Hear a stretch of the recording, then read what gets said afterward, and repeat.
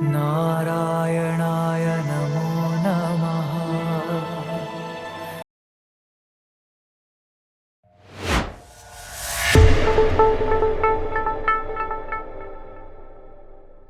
Hi hello, Raju ബ്ലോഗ്സിലേക്ക് എല്ലാവർക്കും വലിയൊരു സ്വാഗതം. ഇന്ന് അമ്മ പറയാൻ പോണതേ വൈകുണ്ഠ ഏകാദശിയെ കുറിച്ചാണ്. കുറെ കുട്ടികൾ ചോദിച്ചിട്ട് തന്നെയാണ് കേട്ടോ വൈകുണ്ഠ ഏകാദശിയെ പറ്റിയിട്ട് അമ്മ പറഞ്ഞു തരുമോ ചോദിച്ചിട്ട് തന്നെയാണ് അമ്മ ഈ വീഡിയോ ഇടുന്നത്.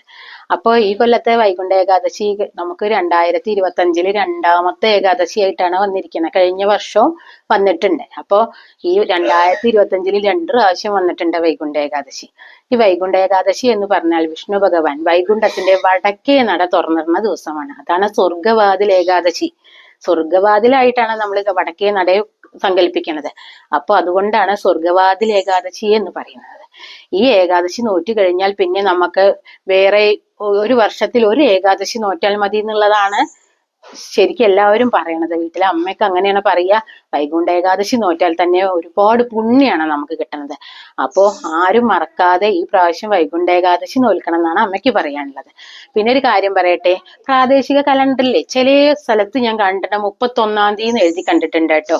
പക്ഷെ സത്യം പറഞ്ഞു കഴിഞ്ഞാൽ നമ്മളുടെ ഏകാദശി തുടങ്ങുന്നത് നമ്മളൊക്കെ എടുക്കുന്നത് 30-ാം തീയതി തന്നെയാണ്. കാരണം ഈ പ്രാവശ്യം രണ്ട് പക്ഷം ഉണ്ടല്ലോ. പക്ഷെ ദ്വാദശി നമ്മൾ നോൽക്കാറില്ലാത്തത് കാരണേ അപ്പൊ നമ്മൾ എടുക്കേണ്ടത് എങ്ങനെയാണ് 30-ാം തീയതി തന്നെയാണ് എന്നാണ് എനിക്ക് പറയേണ്ടത്. നമ്മളിവിടെയൊക്കെ അങ്ങനെയാണ് എടുക്കണത്.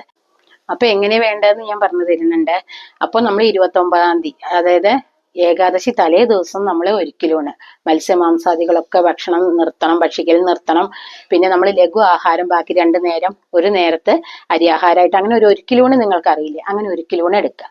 പിന്നെ ഏകാദശി ദിവസം രാവിലെ കുളി കഴിഞ്ഞ് വന്നിട്ട് ഉപവാസം എന്നാണ് പറയുന്നത്. എല്ലാവർക്കും ഉപവാസം പറ്റില്ല. ഉപവാസം പറ്റാത്തവർ എന്ത് ചെയ്തോളൂ, രാവിലെ തുളസി തീർത്ഥം കുടിച്ചിട്ട് നമ്മൾ ഏകാദശി നോൽക്കാൻ തുടങ്ങുക.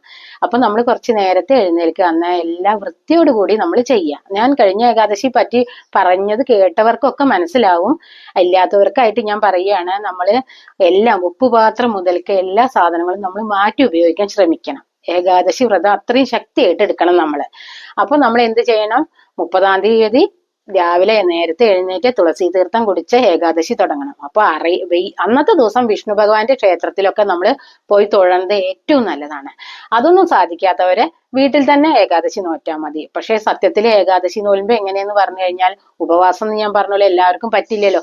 അങ്ങനെയുള്ളവർക്ക് നമ്മൾക്ക് റവ, ഗോതമ്പ്, ചാമയരി ഇതൊക്കെ നിങ്ങൾ ലഘുവായിട്ട്, ഒരുപാട് വയറ് നമ്മൾ ഒരുപാട് നിറയ്ക്കാൻ പാടില്ല എന്നുള്ളത് മതി കേട്ടോ. അപ്പൊ നിങ്ങളൊക്കെ അങ്ങനെ നോറ്റോളൂ. പക്ഷെ അന്നത്തെ ദിവസം നമുക്കൊരു പ്രത്യേകത ഉണ്ട്. എണ്ണ തേക്കാൻ പാടില്ല. കുളിക്കുമ്പോൾ എണ്ണ തേക്കാതെ വേണം നമ്മൾ കുളിക്കാനായിട്ട്. പിന്നെ നമ്മൾ പിറ്റേ ദിവസം ദ്വാദശി ദിവസം നമ്മൾ നേരത്തെ എഴുന്നേറ്റ് തുളസി തീർത്ഥം കുടിച്ചിട്ട് തന്നെയാണ് നമ്മൾ പാരണ വീടണം എന്നാ പറയണത്. അപ്പൊ അങ്ങനെ ചെയ്യണത്, നമ്മൾ നിർത്തണത്, ഏകാദശി നമ്മൾ നോൽമ്പ് അവസാനിപ്പിക്കുന്നത് തുളസി തീർത്ഥം കുടിച്ചുകൊണ്ട് തന്നെയാണ്. അപ്പോ നമ്മൾ അരിഭക്ഷണത്തിന്റെ ഒരു അരിമണി ആ ജലത്തിലിടുക. തുളസി തീർത്ഥം കുടിക്കണ പോലെ ആദ്യത്തെ ദിവസം നമ്മൾ വെറും തുളസി തീർത്ഥം കുടിക്കുക. നമ്മൾ ഏകാദശി 3-ാമത്തെ ദിവസം വേണ്ട, തലേ ദിവസം നമ്മൾ ഒരിക്കലും പിറ്റേ ദിവസം ഉപവാസം അല്ലെങ്കിൽ ഞാൻ പറഞ്ഞ ഭക്ഷണങ്ങളൊക്കെ കഴിച്ച് ഉറക്കൊഴിക്കണം എന്നുള്ളതും കൂടി ഉണ്ട്. 12 മണി വരെയെങ്കിലും ഉറക്കൊഴിക്കണം. പകൽ ഉറക്കം പാടില്ല. അപ്പൊ എണ്ണ തേക്കാത്ത കുളി. പിന്നെ നമ്മൾ പിറ്റേ ദിവസം ദ്വാദശി ദിവസം നമ്മൾ ദ്വാദശി നോൽക്കരുതെന്ന് പറയുക. കാരണം നേരത്തെ എണീറ്റ് കുളിച്ച് നമ്മൾ ഒരു അരിമണി തുളസി തീർത്ഥത്തില് കുടിച്ചിട്ട് വേണം നമ്മൾ ആ ഏകാദശി അവസാനിപ്പിക്കാനും.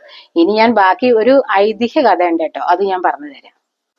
നമ്മള് വിഷ്ണു ഭഗവാൻ ഉറങ്ങിക്കിടക്കുന്ന സമയത്ത് ഒരു അസുരൻ, അദ്ദേഹത്തിന്റെ പേര് മുരൻ, അദ്ദേഹം വിഷ്ണു ഭഗവാനെ ഉറക്കത്തിൽ നിഗ്രഹിക്കാൻ തുടങ്ങി. അപ്പോൾ വിഷ്ണു ഭഗവാന്റെ ശരീരത്തിൽ നിന്നൊരു പെൺകുട്ടി, അവളാണ് ഏകാദശി. അവൾക്ക് പേര് നൽകിയത് വിഷ്ണു ഭഗവാനാണ് കേട്ടോ. പക്ഷെ ആ പെൺകുട്ടി ഉത്ഭവിച്ചു വന്നിട്ട് ആ അസുരനെ വധിച്ചു എന്നൊരു നല്ലൊരു കഥ അതാണ് നമ്മളുടെ എല്ലാവരും, എൻ്റെ അമ്മയൊക്കെ കുട്ടിക്കാലത്ത് എനിക്ക് പറഞ്ഞു തന്നിട്ടുള്ള കഥ അതാണ്. മുരനെ വധിക്കാൻ വേണ്ടി ഉത്ഭവിച്ച പെൺകുട്ടി. ആ പെൺകുട്ടിക്ക് വിഷ്ണു ഭഗവാൻ പേര് നൽകിയതാണ് അത്രയും നമ്മളുടെ ഏകാദശി എന്നുള്ളത്. അതുകൊണ്ട് നമുക്ക് ആ ഏകാദശി വ്രതത്തിന് എത്ര ശക്തി ഉണ്ടെന്ന് നിങ്ങൾക്ക് ആലോചിച്ചറിയണ്ടേ. അപ്പൊ സ്ത്രീകൾ പ്രത്യേകിച്ചും ആ ഏകാദശി നോൽക്കണം എന്നുള്ളതാണ്. അപ്പൊ സ്ത്രീ ശക്തിയെ തന്നെയാണ് അവിടെ കാണിക്കുന്നത്. വിഷ്ണു ഭഗവാനെ വധിക്കാൻ വേണ്ടിയിട്ടൊരു എന്താ പറയാ അസുരൻ ശ്രമിച്ചിട്ട് ഒരു പെൺകുട്ടി വിഷ്ണുവിന്റെ ശരീരത്തിൽ നിന്ന് ഉത്ഭവിച്ചിട്ട്. അപ്പോൾ ആ പെൺകുട്ടി നമ്മളെ സ്ത്രീ ശക്തി എത്ര ഉണ്ടെന്നുള്ളതും കൂടിയാണ്.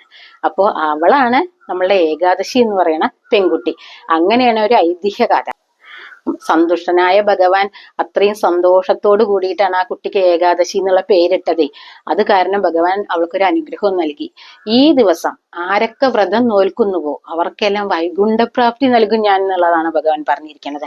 അപ്പോൾ നമുക്ക് വൈകുണ്ഠത്തിലേക്ക് എത്താൻ നമ്മൾ ഈ സ്വർഗവാതിൽ ഏകാദശി ആരും മുടക്കം വരാതെ നോൽക്കണം കേട്ടോ. നമ്മളെ സ്ത്രീകൾക്ക് പ്രത്യേകിച്ചും പെൺകുട്ടികൾക്ക്, കന്യകമാരായ പെൺകുട്ടികൾ മുതൽ കൊണ്ട് നമുക്ക് വയ്ക്കണവർ മുഴുവനും വയസ്സായ അമ്മമാരെ, 90 കഴിഞ്ഞ അമ്മമാരടക്കം ഏകാദശി വ്രതം നോൽക്കണു മക്കളെ. പക്ഷെ അവര് വല്ല ഓട്സോ എന്തെങ്കിലും അരി ഭക്ഷണം അല്ലാത്ത എന്തെങ്കിലും ലഘു ഭക്ഷണം കഴിച്ചുകൊണ്ടാണ്. അപ്പൊ നമ്മൾ ചെറുപ്പക്കാര് തീർച്ചയായിട്ടും അത് എടുക്കണം. കാരണം ഉറക്കൊഴിയാനൊന്നും വയസ്സായവർക്ക് പാവം ആരോഗ്യമില്ല. എന്നിട്ടും എൻ്റെ അമ്മമ്മയൊക്കെ 80 കഴിഞ്ഞ അമ്മമ്മ എല്ലാ ഏകാദശി നോറ്റിരുന്നു. അത് കണ്ടിട്ട് അമ്മ ഞങ്ങളോടൊക്കെ പറയും, അമ്മമ്മ അടക്കം എടുക്കണോ, നിങ്ങൾ മര്യാദയ്ക്ക് കുളിച്ചു വന്നിട്ട് എല്ലാവരും ഏകാദശി നോറ്റിയോളുണ്ടോ, ഇന്നും ഇവിടെ അരിഭക്ഷണം വെക്കില്ല. അപ്പൊ കുട്ടികൾക്കൊക്കെ നോറ്റിയേ പറ്റൂ. അപ്പൊ അന്നത്തെ പോലെ ഇന്നും അമ്മമാര് മക്കളെ കൊണ്ട് ഏകാദശി നോൽപ്പിക്കണം കേട്ടോ. കുട്ടികൾ മടിക്കും, സ്കൂളല്ലേ. ചില കുട്ടികൾക്ക് ഒരു സന്തോഷാണ് കേട്ടോ ഏകാദശി നോൽക്കണതും അന്നത്തെ ദിവസം വ്രതം പിടിക്കണതൊക്കെ. ചില കുട്ടികൾ മടിച്ചികളാ, പക്ഷെ ഉറക്കൊഴിക്കണ്ടേന്നുള്ളതേ. പക്ഷെ ഇപ്പൊക്കെ ഫോണൊക്കെ ഉണ്ടാവുകൊണ്ട് അവരും ഉറക്കൊക്കെ ഒഴിച്ചോളും. അപ്പൊ നിങ്ങളെല്ലാവരും നിങ്ങളുടെ മക്കളെ കൊണ്ട് ആ പുണ്യകർമ്മം ചെയ്യിക്കണം എന്നാണ് എനിക്ക് പറയാനുള്ളത്. ഇനി വേറൊരു കാര്യം പറയാം. പിന്നെ നമ്മളെ വൈകുണ്ഠത്തിൽ കാവൽക്കാരുണ്ടായിരുന്നു 2 പേര്, ജയവിജയന്മാരെന്നാണ് അവരെ നമ്മൾ പറയുക. അപ്പൊ ആ ജയവിജയന്മാര് ഭഗവാനോട് ഒരു കാര്യം അപേക്ഷിച്ചു. എന്നും കാവൽ നിൽക്കണം ഞങ്ങള്, പറഞ്ഞ ഒരു കാര്യം ഉപേക്ഷിക്കരുതേ ഭഗവാനെ പറഞ്ഞിട്ടാണ്. അപ്പൊ എന്താ ചോദിച്ചപ്പോ പറയാണ്, ഭക്തർക്ക് വേണ്ടിയിട്ട് ആ ദിവസം വടക്കേ നട തുറന്നു കൊടുക്കണം എന്ന് ജയവിജയന്മാര് പറഞ്ഞിട്ടും കൂടിയാണ് ഭഗവാൻ ആ വടക്കേ നട സ്വർഗവാതിലാണ്. അപ്പൊ നമ്മളുടെ സകല പാപങ്ങളും, നമ്മൾ ഈ അറിഞ്ഞോ അറിയാതെ മനുഷ്യന്മാർക്ക് പാപങ്ങള്, മനുഷ്യനല്ലേ, എന്തെങ്കിലുമൊക്കെ തെറ്റ് പറ്റിയിട്ടുണ്ടാവും. അപ്പൊ ഈ ഒരു ഏകാദശി വ്രതത്തിലൂടെ നമ്മളുടെ സകല ദുരിതങ്ങളും ഒഴിഞ്ഞു പോകും. മക്കൾക്ക് ഗുണം കിട്ടാനും, നമ്മളല്ലേ മാംഗല്യം, നമ്മൾ ദീർഘസുമംഗലികളായി ഇരിക്കാൻ സ്ത്രീകള്, അതിനു വേണ്ടിയിട്ടും നമ്മളെ മക്കൾക്കും തന്നെ നല്ല വരന്മാരെ കിട്ടാനും നല്ല ദീർഘസുമംഗലികളായി ഇരിക്കാൻ വേണ്ടിയിട്ടും അല്ലെ, നമ്മളെ പാപങ്ങൾ മുഴുവൻ ഒഴിഞ്ഞു പോവുകയാണ് ഈ ഒരു ഏകാദശി വ്രതം എടുത്തു കഴിഞ്ഞാൽ. പണ്ടുള്ളവര് പറയുന്നത് നിങ്ങൾ കേട്ടിട്ടില്ലേ, സുമംഗലികളായവരൊന്നും ഏകാദശി ഒരിക്കലും മുടക്കരുത്. ചിലവര് ചോദിക്കുന്നുണ്ട് 3 കുളിച്ചു 4 കുളിച്ചു ഏകാദശി എടുക്കാവോ എന്ന്. നമ്മൾ അമ്പലത്തിൽ പോകാതിരുന്നാൽ മതി, വീട്ടിൽ നിങ്ങൾക്ക് ഏകാദശി വ്രതം പിടിക്കണതിന് ഒരു കുഴപ്പമില്ല കേട്ടോ. അപ്പോ 3, 4 കുളിച്ചവർക്കൊന്നും ഒരു പേടിക്കണ്ട.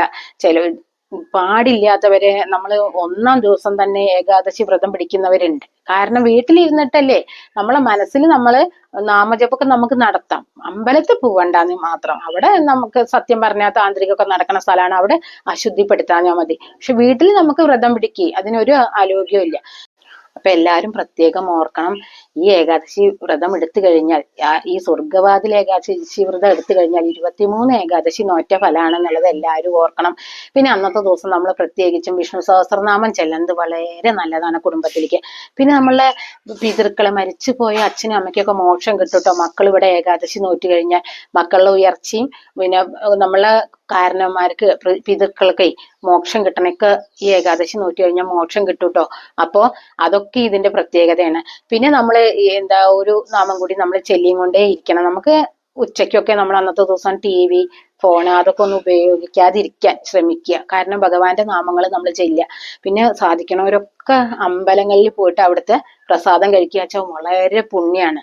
അതിനൊന്നും സാധിക്കാത്തവരാണ് വീട്ടിലിരുന്ന് ഞാൻ ഈ പറഞ്ഞ ഭക്ഷണങ്ങളൊക്കെ, പഴോ എന്തെങ്കിലുമൊക്കെ, ഗോതമ്പോ എന്താ നമുക്ക് സാധിക്കാച്ചാ. അല്ല നിങ്ങൾക്ക് പാലും പഴവും മാത്രം കഴിച്ചിട്ട് ഏകാദശി നോൽക്കാൻ പറ്റുന്നവരാണെങ്കിൽ അങ്ങനെ, ഉപവാസം മാത്രമായിട്ട് ഉറക്കൊഴിക്കാൻ സാധിക്കണവരാണെങ്കിൽ അങ്ങനെ. പിന്നെ ഞാൻ പറയണത് വെച്ചാൽ ഈ നാമം നിങ്ങൾ എന്തായാലും ചൊല്ലിയും കൊണ്ടിരിക്കണം. പിന്നെ നമ്മൾ എപ്പോഴും ഇരുന്ന്, ഞാൻ പറഞ്ഞില്ലേ ഉച്ചയ്ക്കും രാവിലെ മുതൽക്കേ നിങ്ങൾ എപ്പോഴും ഈ ഗായത്രി മന്ത്രം എപ്പോഴും ചെല്ലുക. ഇത് വിഷ്ണു ഗായത്രി മന്ത്രമാണ് കേട്ടോ. അതെന്താ വെച്ചാലേ, ഓം നാരായണായ വിദ്മഹേ വാസുദേവായ ധീമഹി തന്യോ വിഷ്ണു പ്രചോദയാന്ന്. അപ്പൊ ഞാനിത് തെറ്റണ്ട വിചാരിച്ചിട്ട് എഴുതി കാണിക്കുന്നുണ്ട് സ്ക്രീനിൽ കേട്ടോ. ഒരുവിധം ആൾക്കാർക്കൊക്കെ ഇപ്പൊ അതെല്ലാം അറിയാം. അപ്പൊ ഇതെല്ലാരും തെറ്റാതെ എഴുതിയെടുക്കണം കേട്ടോ. അപ്പൊ എല്ലാവരും ഡിസംബർ 30-ാം തീയതി ഏകാദശി വ്രതം നോൽക്കണം. പിന്നെ എന്താ, ഈ എല്ലാവർക്കും ഇഷ്ടപ്പെട്ടു വെച്ചാൽ അത് എല്ലാവരിലേക്കും ഷെയർ ചെയ്യുക, ലൈക്ക് ചെയ്യുക, സബ്സ്ക്രൈബ് ചെയ്യുക. പിന്നെ ലോകാ സമസ്ത സുഖിനോ ഭവന്തു. ഇതേ അമ്മയ്ക്ക് പറയാനുള്ളൂ. അപ്പം ഇനി പുതിയൊരു വീഡിയോ ആയിട്ട് വരുന്നവരേക്കും ബൈ.